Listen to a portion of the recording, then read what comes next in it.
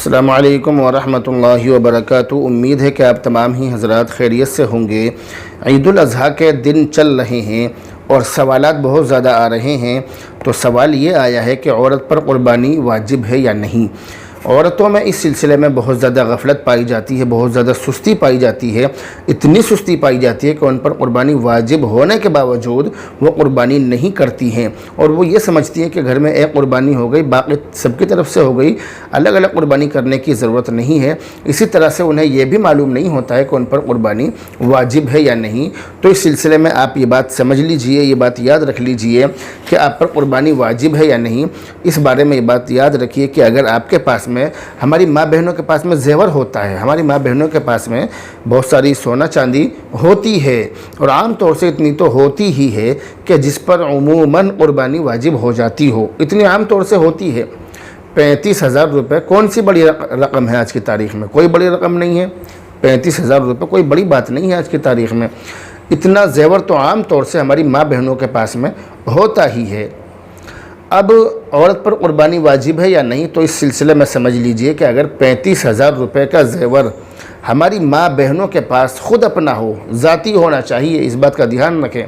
یہ نہ ہو کہ سسرال والوں کی طرف سے چڑھایا ہوا ہے، جو کہ بطور قرض کے مانا جائے گا، یعنی سسرال والوں کی طرف سے جو چڑھایا ہوا زیور ہے وہ عورت کا اپنا نہیں مانا جائے گا، بلکہ وہ تو عاریتاً، یعنی عاریتاً نہیں بلکہ استعمال کرنے کے لیے عورت کو دیا گیا ہے، وہ کبھی بھی اس سے لیا جا سکتا ہے، تو وہ تو نہیں جوڑا جائے گا۔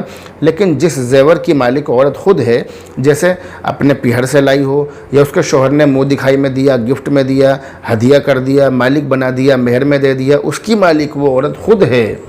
اب اس زیور کی وجہ سے اس پر قربانی واجب ہوگی اگر اس زیور کی قیمت آج کی تاریخ میں 35,000 روپے سے زیادہ ہو۔ اس بات کا دھیان رکھا جائے۔ اب بہت ساری ہماری ماں بہنیں یہ شکایت کرتی ہیں کہ ہمارے پاس میں زیور تو ہے مگر قربانی کرنے کے لیے پیسے نہیں ہیں۔ اللہ کا شکر ہے آپ کا شوہر کماتا ہے، کوئی بڑی بات نہیں ہے۔ اگر آپ قربانی کرنا چاہتی ہیں تو ضروری نہیں ہے کہ آپ 40-50 ہزار روپے کا بکرا لائیں، ایسا ضروری نہیں ہے۔ آپ 3-4 ہزار روپے کا بڑے جانور میں حصہ لے لیں۔ بہت سارے راستے ہیں قربانی کرنے کے آج کے وقت میں، آپ قربانی کر لیں۔ 2,000 روپے کے بھی حصے ہیں، اڑیسہ بہار وغیرہ کی طرف 2,000-1,800 اس طرح کے بھی حصے ہیں، کیونکہ ادھر جانور سستا ہوتا ہے، تو آپ اس طرح سے قربانی کر لیں، ٹھیک ہے۔ تو جن ماں بہنوں پر قربانی واجب ہو قربانی کریں۔ اب بہت ساری ماں بہنیں، بہت سارے مرد بھی اس غفلت کا شکار ہیں کہ ان پر خود پر قرضہ ہوتا ہے، شوہر پر قرض ہوتا ہے، موٹا قرض ہوتا ہے۔ اب اس قرض کی وجہ سے بیوی بھی قربانی نہیں کرتی ہے، چاہے بیوی کے پاس میں زیور کتنا ہی ہو پھر بھی قربانی نہیں کرتی۔ اس سلسلے میں یہ بات یاد رکھیے کہ اگر شوہر پر قرض ہو اور بیوی کے پاس مال ہو، زیور ہو، کچھ بھی ہو، پیسے ہوں، تو بیوی کو قربانی کرنی پڑے گی اگر 35,000 روپے سے زیادہ کی مالیت ہے۔ ایسا نہیں ہوگا کہ شوہر کا قرض بیوی پر تھوپ دیا جائے، ایسا نہیں ہوگا۔ بیوی کا قرض بیوی دے گی، بیوی پر مانا جائے گا، اور شوہر کا قرض شوہر پر مانا جائے گا۔ اس بات کا آپ خاص دھیان رکھیں۔